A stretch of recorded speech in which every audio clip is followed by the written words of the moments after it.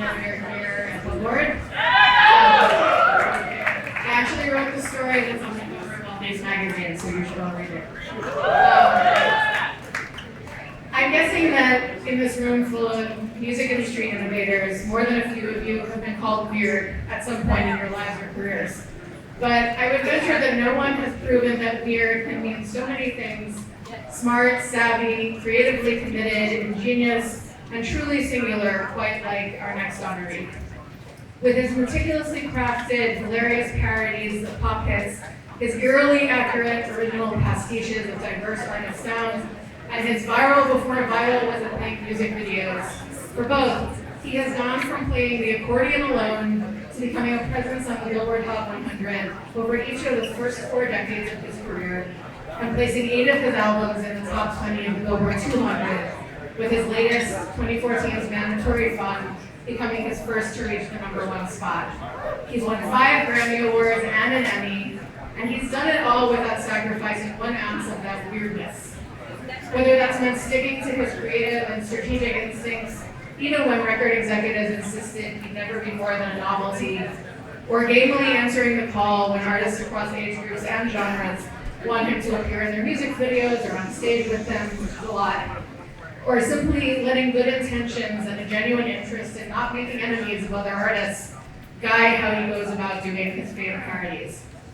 It's no wonder that when I was writing this story about him, speaking to fans of his ranging from Lin-Manuel Miranda to Clairo to Don McLean to John Mayer, I could not find one famous person who had anything less than totally glowing to say about him.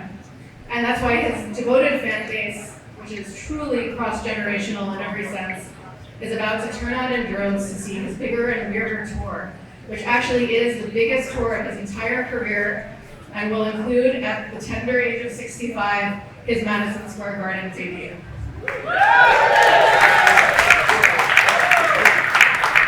All of this is happening at a moment when, for the first time, he is truly independent in all senses of the word, seeing firsthand how the independent approach that always guided him is now giving him the freedom to, as he puts it, do whatever I want.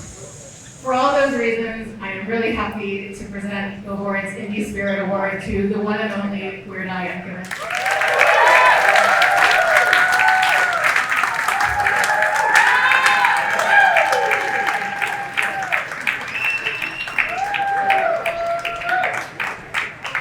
What a surprise! Oh my goodness, thank you so much, Rebecca. That's it's wonderful. Thank you. Ever since I was a small child, I've always dreamed of one day winning the Billboard Indie Spirit Award. So your dreams really do come true. Thank you. I somehow thought that I might be disqualified from winning this, having been on a major label for 32 years. But apparently when you start your recording career by playing the accordion next to a urinal in a public men's room, you get an indie cred card for life, so I'm glad to hear that. In all seriousness, I'm deeply grateful to Billboard magazine. Of course, it's the Bible of the entertainment industry, and I've been an enthusiastic theologian my entire life. Since I first fixed my eyes on the Hot 100 chart, which was dutifully taped up every week on the inside of the window of my college campus radio station, I've been obsessed with Billboard magazine. And for decades and decades after that, I studied the charts so I could know exactly which songs were ripe for my mockery. I will say that the first time that I was mentioned in Billboard magazine, I was still a teenager. This was 1979, and My Bologna, my first single, had just been released. And there was a small typo. Billboard, instead of saying it was Weird Al, I believe you said it was Weird Owl. Close, not exactly accurate. I'm totally fine now. I finally forgiven Billboard now that they put me on the cover this week. So finally, the record is settled.